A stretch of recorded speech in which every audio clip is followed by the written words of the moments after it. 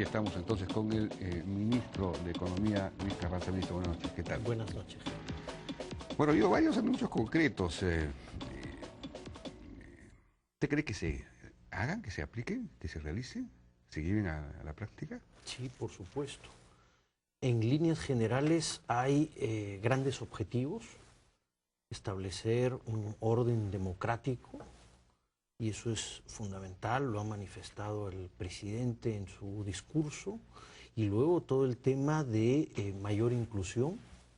El objetivo fundamental del gobierno es la reducción de la pobreza, y hay una serie de instrumentos que se vienen aplicando para consolidar esa reducción de la pobreza. No hay que olvidar que al inicio de este gobierno teníamos 50% de la población en estado de pobreza y se ha reducido a 36%, y la meta es muy ambiciosa de llegar a 30% o menos en el 2011. Y todas las acciones y los lineamientos que se han planteado hoy día en el Congreso están orientados a continuar con ese esfuerzo. Ahora, usted mismo mencionó que en la entrevista hoy día en la mañana que la reducción de la pobreza depende en esencia de que hay inversión y que hay empleo. Más allá de eso, todo lo demás puede ser paliativo, pero lo fundamental es efectivamente el crecimiento económico. Pero lo que ha ocurrido en los últimos meses es que la inversión pública ha crecido menos de lo previsto, digamos, de lo que se necesitaba para compensar la caída de la demanda privada. Y a su vez la inversión privada y la demanda y el consumo han caído más, bastante más también de lo previsto. Por lo menos en el último trimestre han caído, según información, según he visto, 20%, menos 20% en el segundo trimestre, ¿no?, de la inversión privada. Lo que significa que algo hay que hacer con el tema de la inversión privada, no solamente, digamos, con la necesidad de aumentar la inversión pública, sino hay que reanimar la inversión privada que parece estar noqueada. Entonces habría que introducir, hacer una especie de shock de ánimo o algo. Y sin embargo usted ha rechazado por completo cualquier acción en ese campo. Pero es ahí donde tenemos que actuar, porque la inversión privada es 5 veces más grande que la pública, ¿no? Y usted no propone nada al respecto. No, a ver, vamos por partes. Yo no estoy de acuerdo con utilizar de manera amplia el instrumento tributario. Al inicio del año se dio un beneficio muy importante en términos tributarios, un calendario acelerado de depreciación para toda construcción nueva. Lo que ha ocurrido es que se vienen desacumulando inventarios de una manera muy agresiva. Y eso te explica en buena parte la fuerte contracción del total de la inversión privada. Luego tenemos todo el tema de incertidumbre. El tema de incertidumbre es producto de la crisis internacional, y lo que se ha visto es que tanto consumidores como empresarios han ido mejorando sus índices de confianza. Tanto las encuestas del Banco Central como encuestas independientes como la de Apoyo marcan esa tendencia. En tercer lugar, teníamos un crédito que estaba muy estancado, de hecho con flujos negativos, pero desde mayo el crédito se viene recuperando.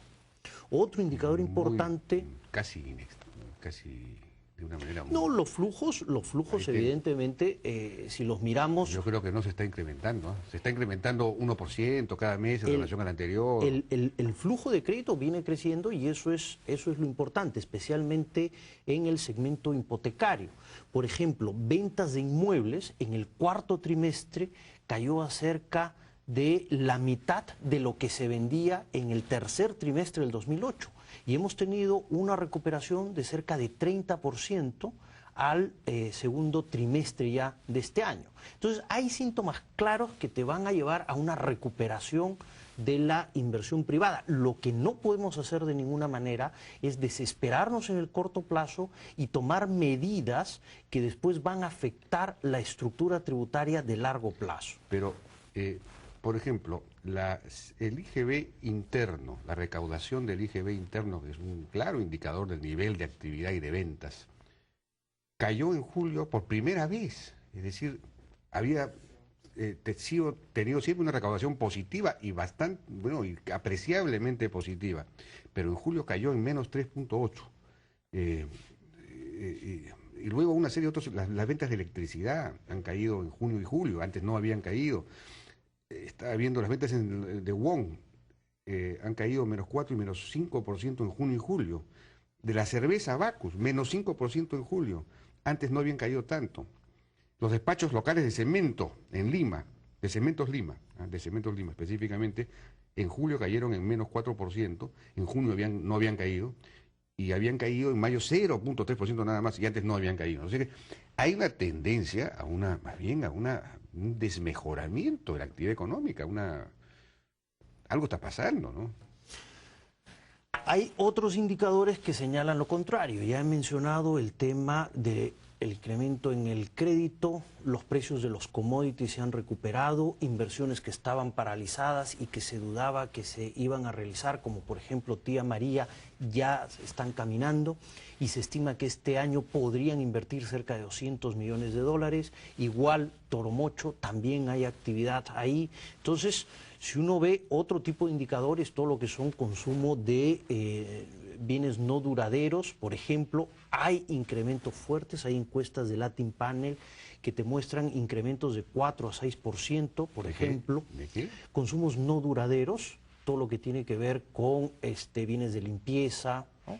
Otros datos interesantes es que hay industrias en las cuales ya empieza a haber un aumento de inventarios deseados, todo lo que son metálicos, químicos, ¿no? Aunque hay otras donde todavía hay problemas o estancamientos con inventarios, como son textiles, por ejemplo, papel o imprenta, también están cambiando. Entonces, hay señales mixtas, pero los indicadores líderes nos indican que vamos a tener una recuperación del crecimiento en tercer y cuarto trimestre. Pero lo más importante, Jaime, es que tenemos empresas sanas, tenemos bancos en buena situación financiera y tenemos familias que su CTS y su mayor gratificación las han utilizado para prepagar deudas bancarias. Entonces tenemos nuestras principales unidades económicas en muy buen estado. La recuperación, cuando se presente, cuando disminuya la incertidumbre, cuando se empiece a generar un nuevo contexto, lo que vamos a tener es una recuperación muy rápida, mucho más rápida que en otros países, ¿no? Bueno, ojalá, pero no sé, usted insiste en que no se necesita. Por ejemplo, hay una medida que siempre se ha discutido en el Perú y nunca se ha aplicado, que es la reinversión de utilidades libres del impuesto de renta. Es algo que ayudaría mucho a que la gente pueda invertir, o que se anime a invertir, nuevamente a invertir, ¿no?